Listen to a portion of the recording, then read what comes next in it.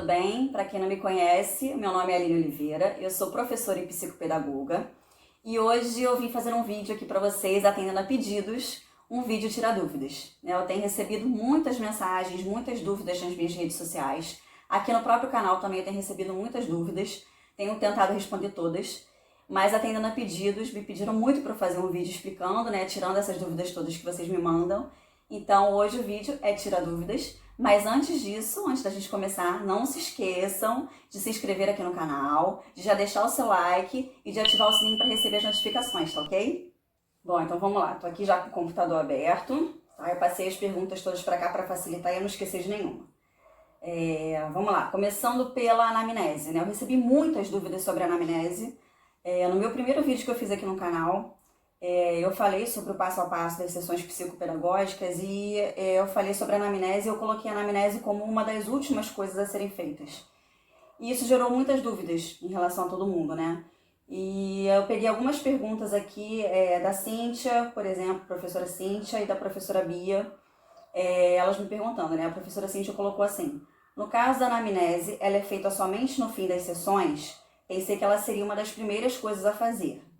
E a Bia colocou: adorei o vídeo, me ajudou muito, mas tenho uma dúvida. Por que a anamnese é feita após as provas e as atividades e não antes junto com a entrevista?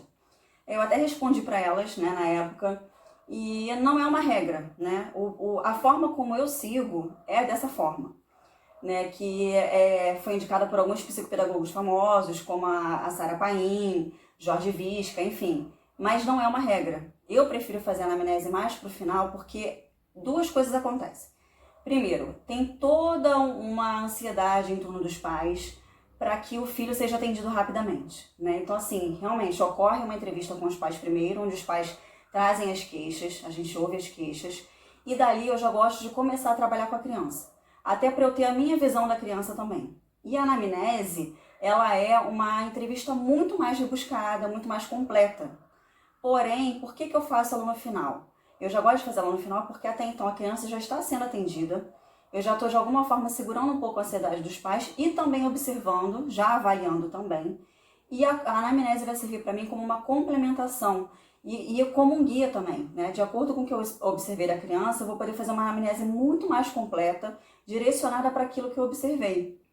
Claro que ela tem todo um questionário envolvendo desde a gravidez, desde o parto da criança até os dias, a idade atual da criança, mas eu já consigo direcionar melhor, Então, assim, eu não acabo perdendo mais de uma sessão, porque às vezes você faz uma anamnese logo no começo e depois ficam faltando coisas, Faltando observações, informações a respeito daquela criança que você acabou observando nas sessões seguintes. Então, você tem que chamar os pais de novo e acabar perguntando e registrando, porque isso tem que ser registrado. A anamnese, tudo que você perguntar relacionado às crianças pode e deve ser registrado. Então, mais um receio que eu tenho de acabar faltando alguma informação e eu acabar gastando mais consultas com isso e os pais ficarem naquela ansiedade. Então, eu prefiro fazer mais para o final porque aí eu já direciono melhor as minhas perguntas da anamnese para aquilo que eu já consegui observar. Mas, lembrando, não é uma regra. Ela pode ser feita sim no início. Aí vai de como cada um resolve trabalhar. Então, não é uma regra. Ela pode ser feita a qualquer momento. A sequência que eu passo lá aqui no meu canal, nos meus vídeos e nas minhas redes sociais, ela não é uma regra, Tudo ali é bem flexível, você pode fazer a qualquer momento, tá? Uma segunda pergunta também que eu tive muito aqui, É sobre a EOCA, Entrevista Operativa Centrada na Aprendizagem. E sobre a caixa lúdica. Então, algumas pessoas me perguntaram, como a Lara, por exemplo, ela me perguntou até que idade eu posso usar a caixa lúdica, com crianças de qual idade, até que idade, Eu uso com crianças de 4 anos a 9 anos, tá? Lembrando também que todas as vezes que você for atender uma criança, você tem que observar a idade daquela criança e colocar dentro da caixa lúdica os objetos, brinquedos, revistas, todo o material de acordo com a faixa etária, Então, assim, dentro da minha caixa, se eu vou atender uma criança de 5 anos, eu não posso colocar uma revista em quadrinhos, uma história em quadrinhos, Eu tenho que colocar um livrinho mais infantil, os brinquedos têm que ser mais infantis, E se eu atender uma criança maior, de 9, enfim, aí eu já consigo realmente colocar alguns jogos dentro, Quebra-cabeças mais elaborados, revistas, livros de acordo com a idade. Porém, a minha caixa lúdica eu uso com crianças de 4 a 9 anos. A partir de 10 anos, eu não uso mais a caixa lúdica. O que eu uso são jogos. Jogos com regras, jogos com manuais para montar, enfim. Eu não uso mais a caixa lúdica. Faço sim a EOCA, que é a entrevista operativa centrada na aprendizagem, porque é o que a gente avalia, né? A aprendizagem do nosso sujeito, né, que vem aqui. Então, a gente precisa fazer, né, para descobrir o vínculo que ele tem, até, né, observar já ali o vínculo que ele tem com a escola e ver o que ele sabe fazer, né, o que ele já aprendeu. Mas na parte da caixa lúdica, eu vou observar através dos jogos. Eu vou observar se a criança respeita regras, né, se ela sabe esperar a vez, o comportamento dela. Então, eu uso jogos, eu não uso mais a caixa lúdica, a partir dos 10 anos e aí vai até, enfim, né, a idade que a gente conseguir trabalhar jogos, até adulta a gente consegue trabalhar jogos. Uma terceira pergunta que aí já vem desde o início dos atendimentos, a Cíntia lá de São Paulo, ela me mandou algumas perguntas, eu separei aqui, né? Perguntas importantes. Ela colocou assim: em apenas 10 sessões eu consigo avaliar a criança? E depois das sessões de avaliação, qual é o nosso papel? Bom, de novo, né? Nada aqui em consultório é uma regra, né? Nós temos uma média de 10 sessões que a gente usa, né, que a gente passa para os pais, na verdade, porque são algumas etapas que a gente tem que cumprir. E essas etapas a gente cumpre em 10 sessões. Isso não quer dizer que a gente vai ter conseguido avaliar tudo que a gente precisa nessas 10 sessões. Pode ser que a gente até consiga já antes, já ter um parecer, né, já desde o início, ou pode ser que depois das sessões a gente não tenha conseguido observar muita coisa e precise de mais. Porém, esses 10 sessões, pelo menos para mim, servem como um norte. Eu fiz aquelas 10 sessões.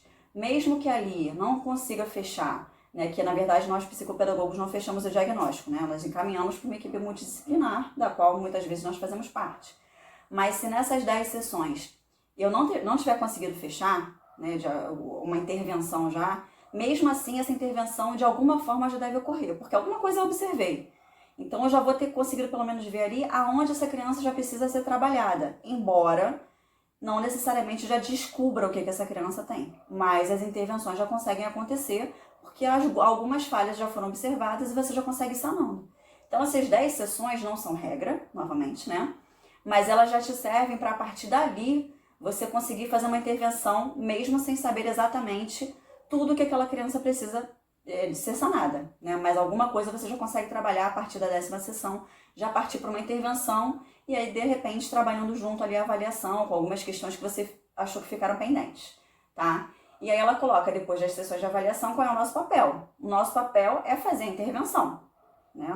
Não necessariamente sozinhos, mas fazer uma intervenção. E aí ela coloca numa outra pergunta: depois das avaliações, a criança continua o acompanhamento conosco ou ela é encaminhada para outro profissional? Então é a questão que vem, né? Depois das sessões de avaliação, a gente faz a devolutiva para os pais, que é de extrema importância e tem sim que ocorrer.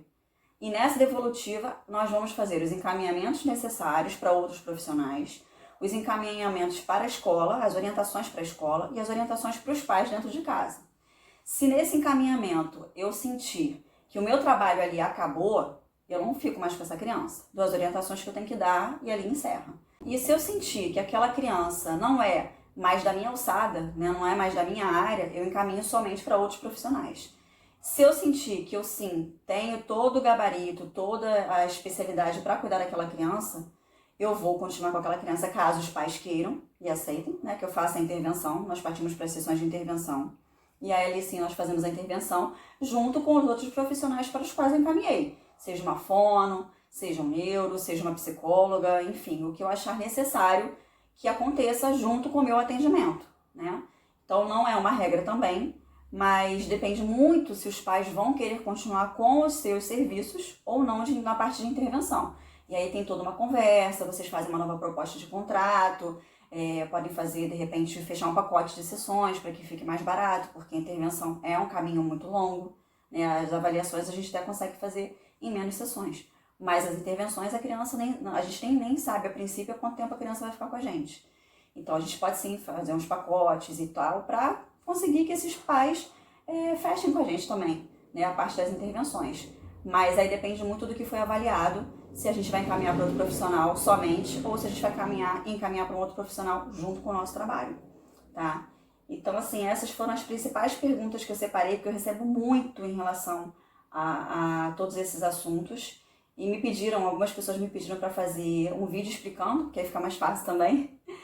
Então, espero ter respondido todas as perguntas para vocês. Se tiverem mais alguma dúvida, por favor, deixem aqui embaixo.